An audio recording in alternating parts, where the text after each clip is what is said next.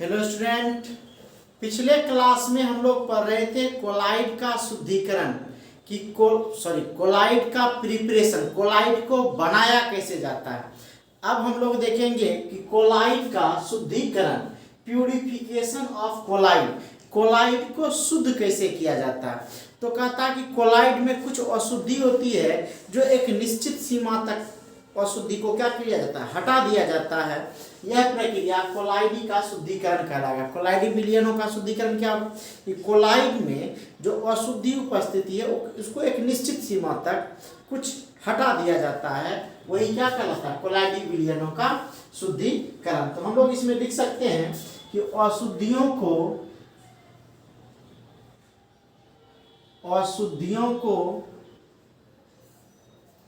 आवश्यक सीमा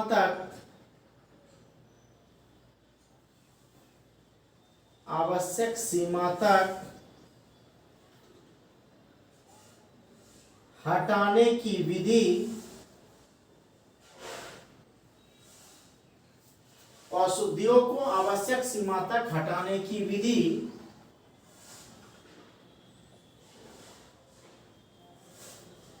कोलाइडी विलयनों का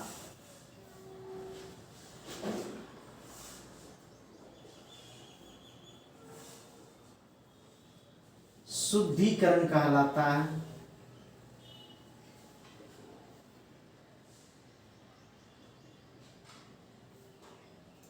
मतलब एक आवश्यक सीमा तक अशुद्धि को हटा दिया जाता है। इसके लिए अलग अलग विधि है। तो पहला विधि है इसमें डायलिसिस। फर्स्ट इसमें जो विधि है इसका नाम है डायलिसिस।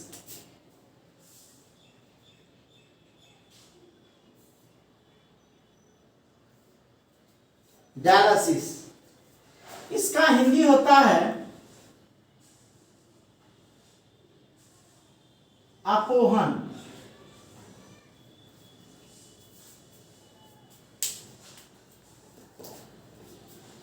डायलिसिस अपोहन क्या है? तो जिस तरह आप देखे होंगे कि अपोहन विधि के द्वारा कोलाइड को कैसे साफ किया जाता है।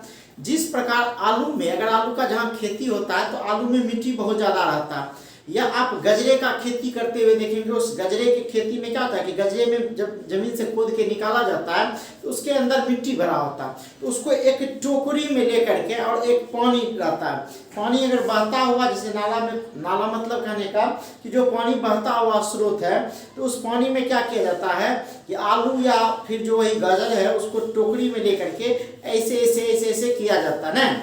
ऐसे ऐसे करने के बाद क्या होगा, यह पानी बह रहा है तो उसके अंदर जो भी मिट्टी उट्टी है उसको क्या कर देगा, हटा देगा। लेकिन उसके अंदर जो गजरा है, आलू है, वह तो पानी के साथ नहीं बहेगा। बस सेम यही विधि है जिसके आधार पर यह काम करता है डायलिसिस। डायलिसिस में क्या होता है कि एक बर्तन होता है जिसके अंदर पानी है और पानी बह रहा है। उसमें क्या होता है कि एक अर्धपारगम्य झिल्ली होता है, पार्चमेंट मेम्ब्रेन का बना होता है, एक थैला, बटुआ जिसको कहते हैं, थैला होता है, और उसके अंदर कोलाइड को डाला जाता है, अशुद्ध कोलाइड को डाला जाता है। अब वह पानी बहेगा उस बटुए के अंदर, चूंकि अर्धपारगम्य झिल्ली है, इससे होकर सिर्फ विलायक आर पार हो सकता है, विलय आर पार नहीं हो सकता है। तो जो यह अशुद्धि है वह क्या हो जाएगा, धीरे धीरे धीरे धीरे निकल जाएगा नहीं, और क्या हो जाएगा, शुद्ध कोलाइड जो है उसी बटुए में रह जाएगा। आइए इसको हम लोग समझते हैं डायलिसिस को। कि सबसे पहले हम लोग क्या करते हैं, एक बर्तन बनाते हैं।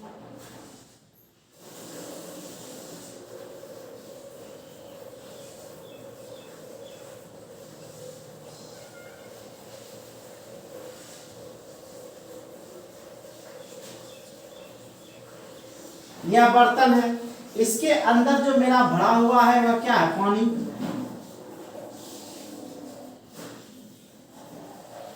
ठीक है, अब यहां क्या आता है, एक हुक की सहायता से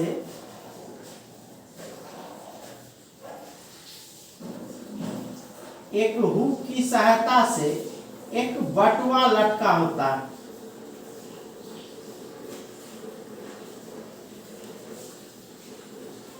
जिसके अंदर हमारा कोलाइड जो है यह भरा रहता है।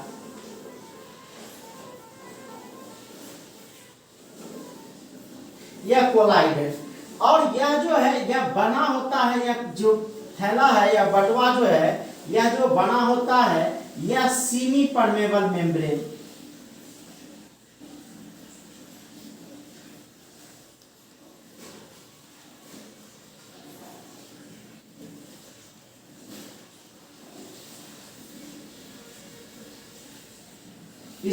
इसको शॉर्ट में कहते हैं SPM, हिंदी होता है अर्ध पारगम्य झिल्ली।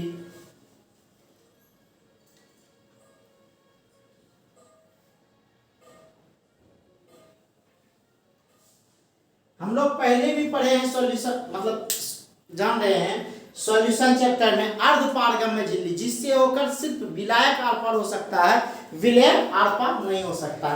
तो ये हो गया। अब यह जो है इसके अंदर जो भरा होता है यह इम्प्योर कोलाइड है, अशुद्ध कोलाइड है।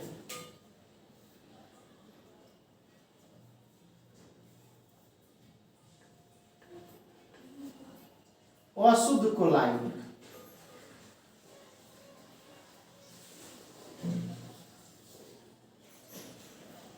अशुद्ध कोलाइड इसके अंदर भरा हुआ है।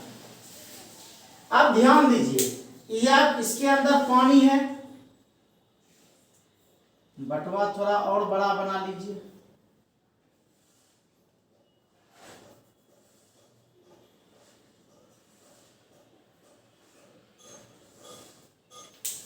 ठीक है, इसके अंदर पानी है। हम बताएं कि इसके अंदर जो भरा होगा यह हमारा हो गया अर्ध पारगम्य झिल्ली, यह हो गया अर्ध पारगम्य झिल्ली। इसके अंदर जो यह होता है यह है अशुद्ध कोलाइड।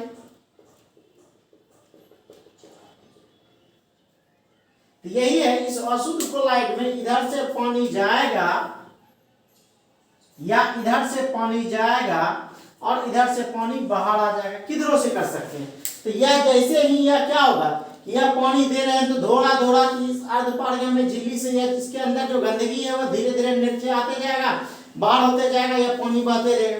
लेकिन यह प्रक्रिया धीमी होती है। ठीक है, यह जो डायलिसिस अपवहन की प्रक्रिया है यह धीमी होती है। इसमें हम लोग लिखे, पहले क्या लिखे कि इसमें कोलाइड सॉल में उपस्थित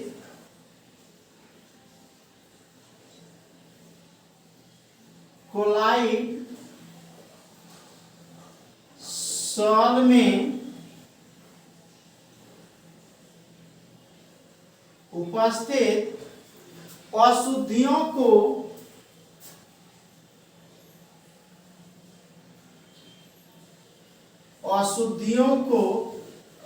अर्ध पारगम्य झिल्ली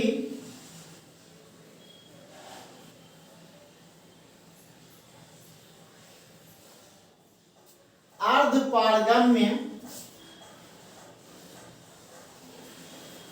पारगम्य झिल्ली इसी को SPM कहते हैं। ठीक है, ठीक है।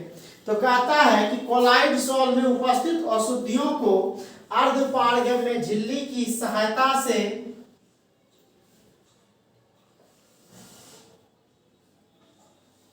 अर्ध पारगम्य झिल्ली की सहायता से विसरण प्रक्रिया द्वारा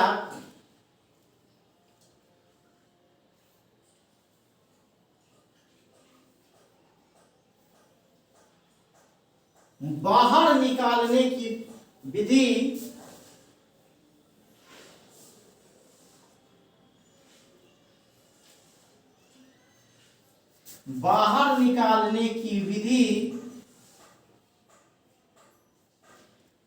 अपवहन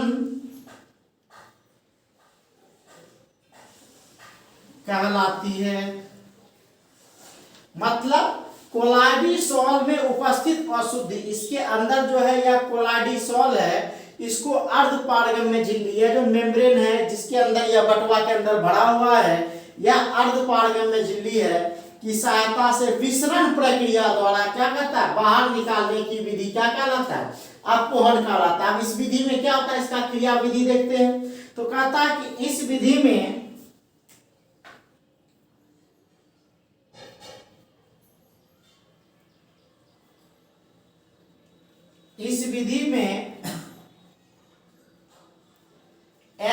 एसपीएम, एसपीएम का मतलब क्या हो गया, अर्धपारगम्य झिल्ली से निर्मित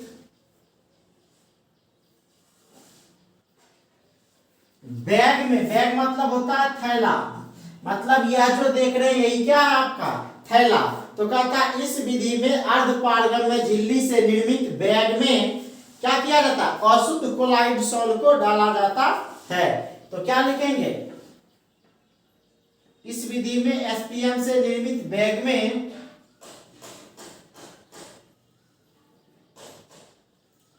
कोलाइडी सॉल्ट को भरकर क्या किया जाता है, इस जल में लटका दिया जाता। तो कहता है कि भरकर शुद्ध जल में लटकाया जाता है।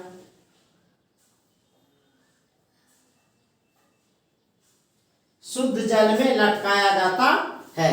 अब कहता है कि कोलाइडी सॉल में उपस्थित अशुद्धि धीरे धीरे या क्या होता है, अर्धपारगम्य झिल्ली की सहायता से उसके नीचे आकर के क्या हो जाएगा, इससे बाहर आ जाता। तो क्या लिख सकते हैं, इस विधि में अर्धपारगम्य झिल्ली से निर्मित बैग में कोलाइडी सॉल को भरकर शुद्ध जल में लटकाया जाता है, प्योर वाटर में लटकाया जाता है।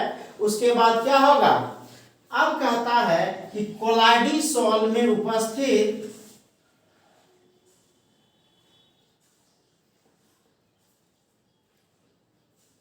कोलाइडी सॉल में उपस्थित अशुद्धि धीरे धीरे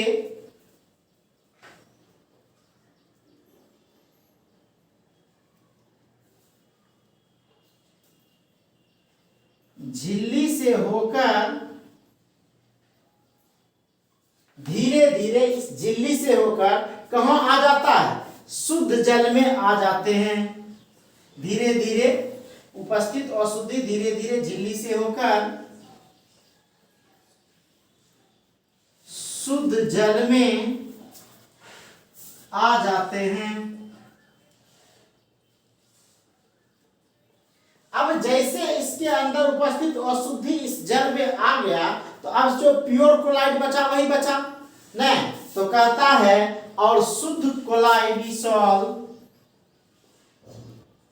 और शुद्ध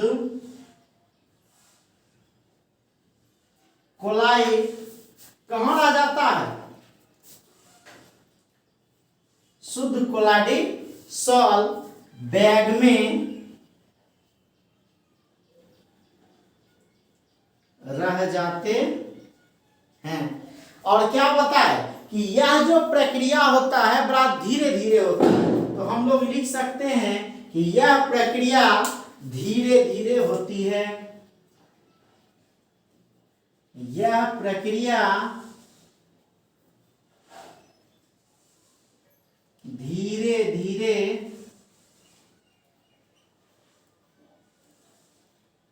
होती है। यह प्रक्रिया धीरे धीरे होती है। ठीक है, तो ये था डायलिसिस। डायलिसिस में क्या बोले, सेलापोन में क्या बोले, एक बर्तन होता है, एक थैला होता है जो अर्धपारगम्य झिल्ली का बना होता है। उस अर्धपारगम्य झिल्ली से होकर सिर्फ विलायक आर पार हो सकते हैं। ठीक है, मतलब कहने का कि इस अर्धपारगम्य झिल्ली के अंदर हम लोग अशुद्ध कोलाइडिसॉल को डाल दिए और इसको एक शुद्ध जल में लटका दिए, पानी बह रहा है। ठीक है, अब शुद्ध जल में लटकाए तो धीरे धीरे इस अर्धपारगम्य झिल्ली से अशुद्धि जो है इस पानी में आकर के मिल जाएगा और जो शुद्ध कोलाइड है वह क्या हो जाएगा, इसके अंदर रह जाएगा। अब यह कोलाइड सॉल से क्या होगा, छोटे आकार का पार्टिकल होगा जो इसके अंदर से बह जाएगा, बाहर निकल जाएगा। ठीक है, और हम लोग पढ़े कि कोलाइड का आकार कितना होना चाहिए, 1 नैनोमीटर से लेकर के 1000 नैनोमीटर के बीच होना चाहिए। फटाक से स्क्रीनशॉट लीजिए।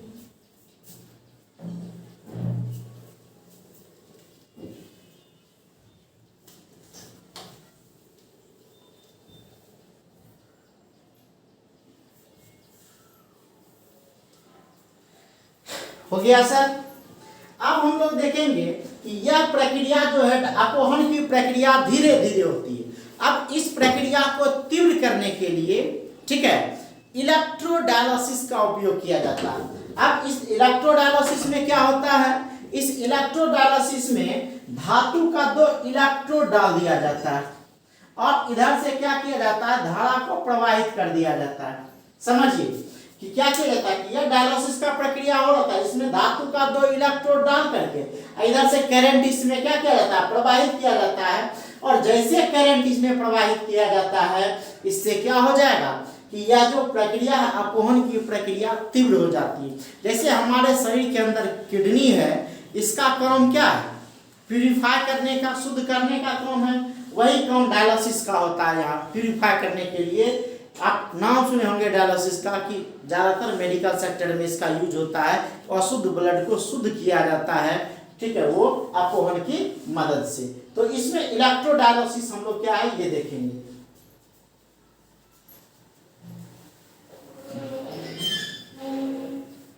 इलेक्ट्रोडायलिसिस, इलेक्ट्रोडायलिसिस विद्युत अपोहन, इलेक्ट्रोडायलिसिस, इलेक्ट्रोडायलिसिस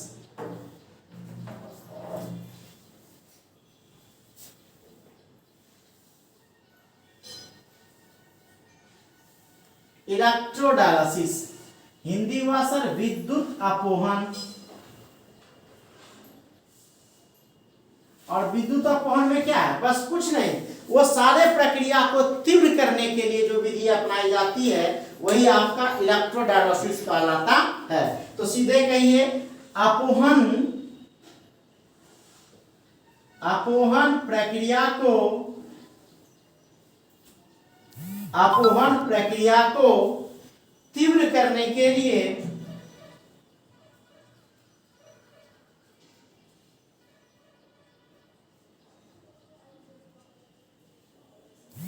अपोहन की प्रक्रिया मतलब डायलिसिस की प्रक्रिया को फास्ट करने के लिए, तेज करने के लिए क्या किया जाता है, 2 इलेक्ट्रोड की,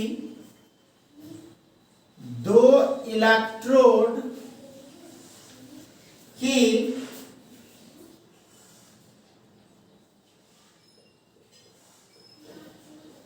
सहायता ली जाती है। ठीक है, क्या कहता है, अपोहन की प्रक्रिया को तीव्र करने के लिए 2 इलेक्ट्रोड की सहायता ली जाती है, जिससे होकर के क्या किया जाएगा, धारा को प्रवाहित किया जाएगा, करंट को पास कराया जाएगा। तो क्या लिख सकते हैं कि अपोहन की प्रक्रिया को तीव्र करने के लिए 2 इलेक्ट्रोड की सहायता ली जाती है। ठीक है, और क्या किया जाता है, अपोहन तीव्र करने के लिए 2 इलेक्ट्रोड की सहायता ली जाती है, जिससे होकर धारा, अपोहन की प्रक्रिया को तीव्र करने के लिए 2 इलेक्ट्रोड की सहायता ली जाती है, जिससे होकर धारा प्रवाहित कर, जिससे होकर धारा प्रवाहित करने पर अपोहन की प्रक्रिया को तीव्र करने के लिए 2 इलेक्ट्रोड की सहायता ली जाती है, जिससे होकर धारा प्रवाहित करने पर अपोहन की प्रक्रिया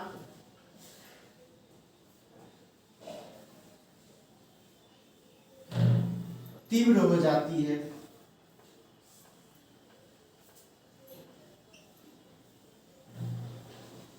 ठीक है, यह विधि विद्युत अपोहन कहलाता है। यह विधि विद्युत अपोहन कहलाता। कहता है कि अपोहन की प्रक्रिया को तीव्र करने के लिए 2 इलेक्ट्रोड की सहायता ली जाती है, जिससे होकर धारा प्रवाहित करने पर अपोहन की प्रक्रिया क्या हो जाती है, तीव्र हो जाती है। ठीक है, या ऐसे भी लिख सकते हैं कि 2 इलेक्ट्रोड की दो इलेक्ट्रोड लेकर, ठीक है, जब विद्युत धारा प्रवाहित की जाती है तो अपवहन की प्रक्रिया तीव्र हो जाती है। यह विधि विद्युत अपवहन कहलाता है, इलेक्ट्रोडायलिसिस कहलाता है, विद्युत अपवहन कहलाता है। ठीक है, अब हम लोग देखेंगे अल्ट्रा फिल्ट्रेशन, अति सूक्ष्म निस्यंदन। तीसरा ultra filtration, ULTRA, ultra filtration, FILTRATION, ultra filtration. इसका हिंदी हुआ अति सूक्ष्म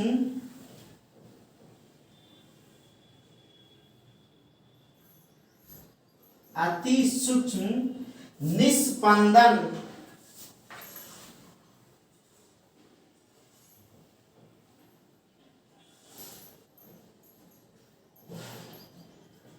अल्ट्रा फिल्ट्रेशन, अति सूक्ष्म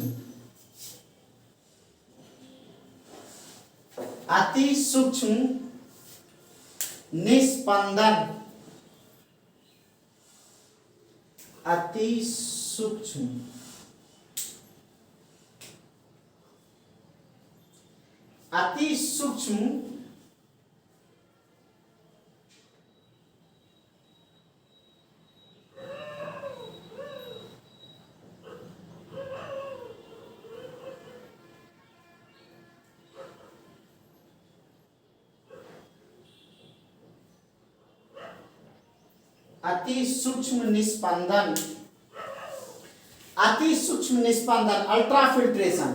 अब क्या होता है कि सामान्य फिल्टर पेपर, अगर पेपर सामान्य ले लिया जाए, अगर सादा कागज ले लिया जाए, मतलब पेपर ले लिया जाए, उससे होकर जो कोई सब्सटेंस डाला जाएगा वह क्या हो जाएगा, आसानी से क्या होगा, इधर उधर चला जाएगा नहीं। लेकिन कहता है कि अल्ट्रा फिल्टर का बनाया जाता है तो उसमें क्या किया जाता है, बाहर से जो है उसमें डाल करके कुछ सब्सटेंस को क्या किया जाता है, एक अर्धपारगम्य झिल्ली बनाया जाता है, और इस झिल्ली से होकर के सिर्फ और सिर्फ कुछ सब्सटेंस ही आर पार हो सकते हैं, सारे सब्सटेंस नहीं होते हैं। तो यही कहलाता है अल्ट्रा फिल्ट्रेशन, अति सूक्ष्म निस्पंदन। इसमें क्या होता है, कहता है कि ग्रेडेड फिल्टर पेपर, या जो सामान्य फिल्टर पेपर नहीं, या जो बाहर से जब इसमें मिला दिया गया सब्सटेंस तब यह जो फिल्टर पेपर होता है इसको ग्रेडेड फिल्टर पेपर कहते हैं। तो कहता है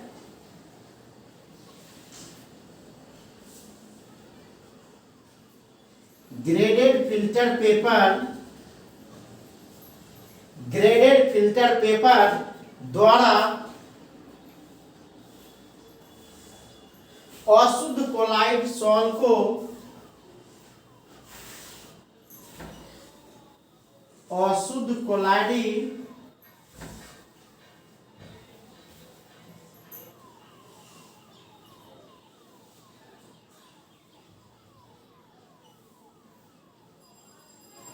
ग्रेडेड फिल्टर पेपर द्वारा अशुद्ध कोलाइडसॉल को प्रवाहित कर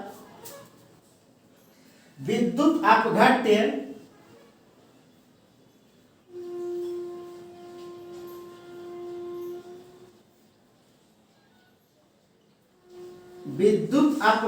या अन्य विलय अशुद्धियों के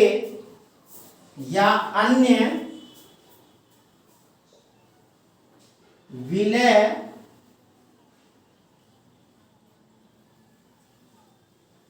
अशुद्धियों को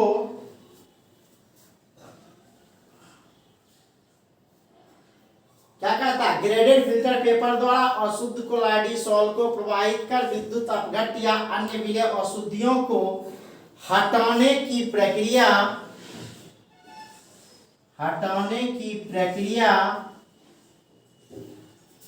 क्या कहलाता है, अति सूक्ष्म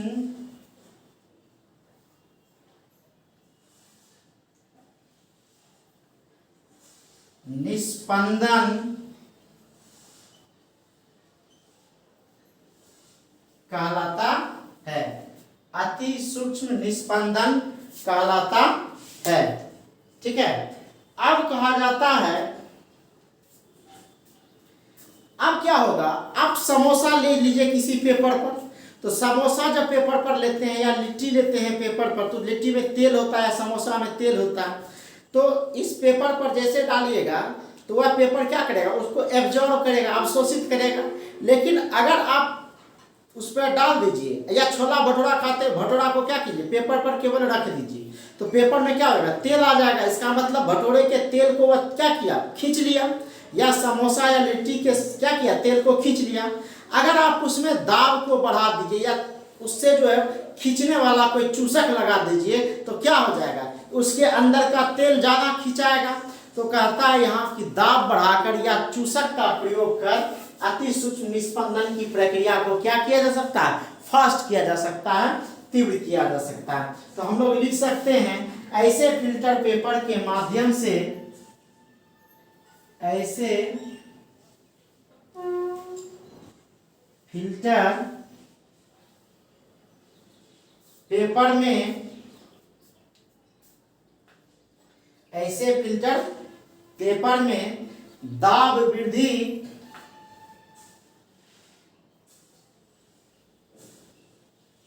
दाब वृद्धि या चूसक का प्रयोग कर ऐसे फिल्टर पेपर में दाब वृद्धि या चूसक का प्रयोग कर क्या किया जाएगा, निस्पंदन की प्रक्रिया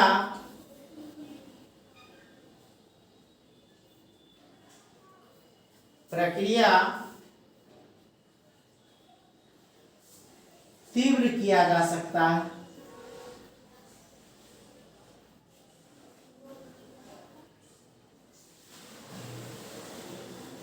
ऐसे फिल्टर पेपर में दाब वृद्धि या चूसक का प्रयोग कर निस्पंदन की प्रक्रिया तीव्र किया जा सकता है।